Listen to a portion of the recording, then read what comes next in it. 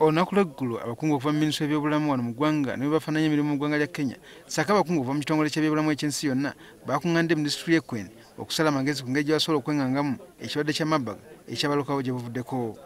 Ensisinkano endala yeetabiddewo ne bannabyabufuzi okuva mu Uganda wamu ne Kenya. Bano baatuse ku nzikiriziganya okulaba nga bakolera wamu si mu kulwanyisa ekirwadde kya Marburg kyokka wabula n'ebirwadde ebirala ebikambwe ng'Ebola.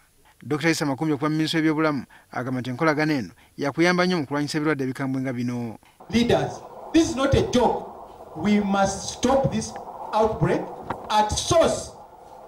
We don't want this outbreak to go to Mbale, to go to Kampala.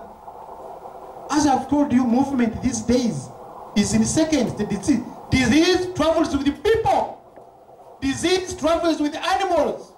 Ebifo bibiri ebigenda okuteekebwawo e Busia mu Uganda n'ekitala e Kenya okulaba ng'emirimu gino gitambuzibwa bulungi. Omuntu omu ye yakafa ekirwadde kino okukola ekyabalukawo so nga basukka mu 100 be bali mu kulondoolwa naye nga tebannakulaga bubonero bwa Marburg bwonna. Abali mu kulwanyisa ekirwadde kino bagamba nti okusomozebwa ku basanze be bantu abangi abakyakkiriza mikolo ebyawongo. Wakati tulina abantu abalowooza nti Marburg taliyo, nti bye tulina dogo erigenze eriri mu famire eno yafuna ekizibu ky'abantu okufa.